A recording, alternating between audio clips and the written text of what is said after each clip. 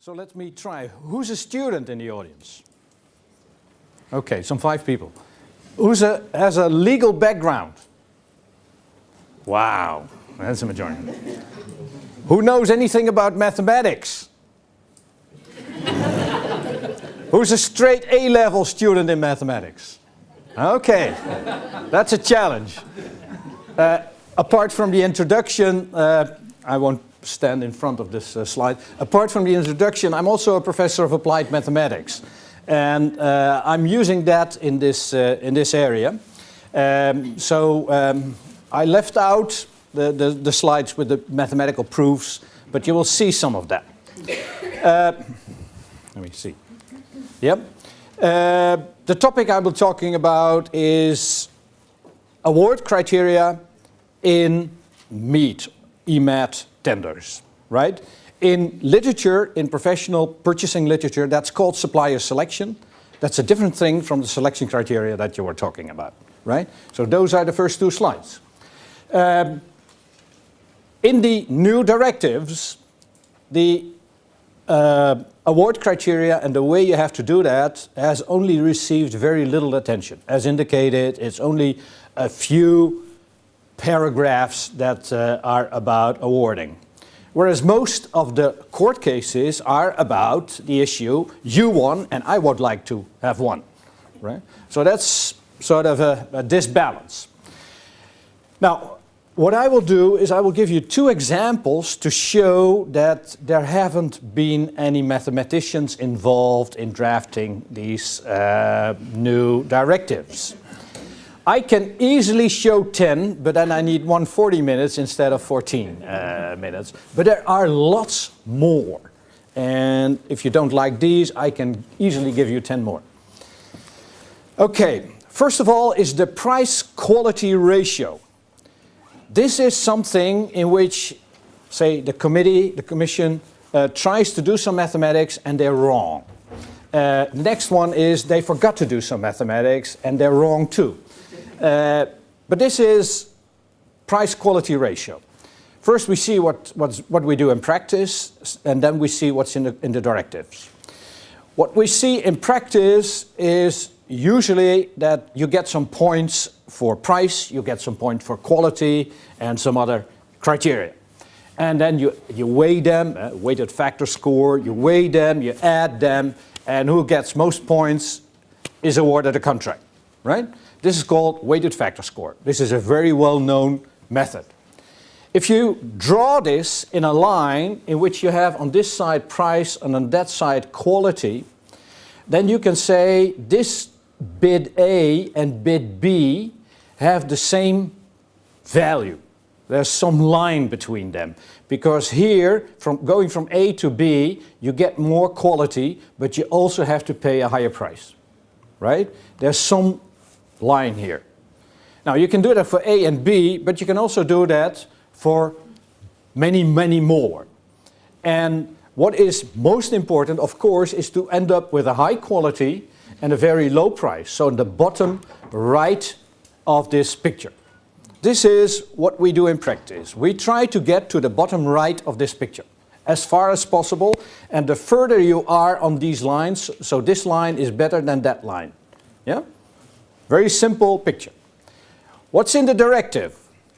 The direct quote from the directive says we go for the best price-quality ratio. Now we all know what a ratio is. Again, even in the considerations, same quote, best price-quality ratio. A ratio means A divided by B.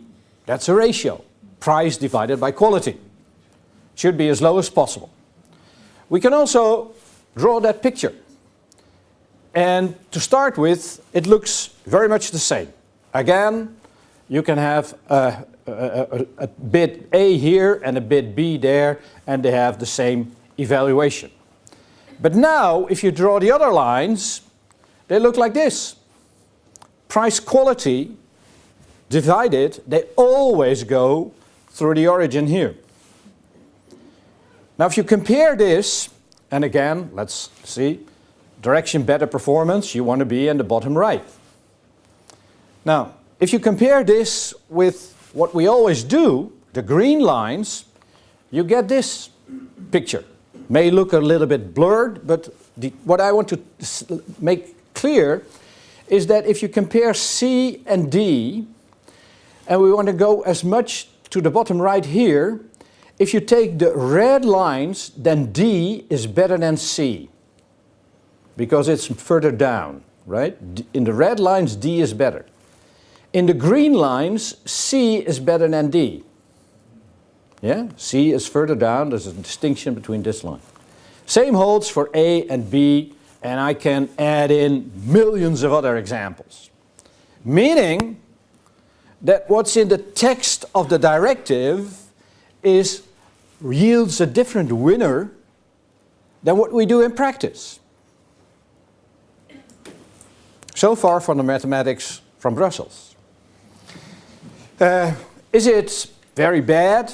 Well, I think, I'm not a lawyer, I'm just a simple mathematician. I think if you tell them what you will do, then it's okay. But if you don't tell them what you do, and in the text of the directive it says one, and in practice you do the other, then you may be in severe trouble. Right? As an amateur lawyer. Okay, that's one thing. They did the mathematics, but they did it in the wrong way. Second example. We use donkeys in the Netherlands to show that you're really doing a foolish thing, right? Scoring in the directives, so how many points you get on a certain criteria is not regulated. You should publish your criteria, you should publish the weights or decreasing order, etc. But there's nothing about scoring. So what do many people do as comparative assessment? And mind the word comparative. Comparative assessment almost is relative assessment. And what people do is they usually use a formula that says like the best bid on a certain criterion gets the maximum points, and the other bids, we derive the points from that best bid. Right?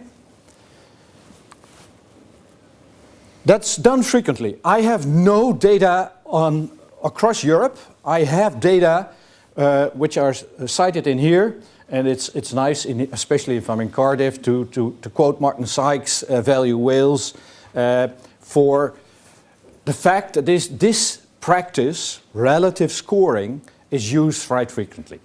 I have data from the Netherlands, I have data from Sweden, but not over Europe.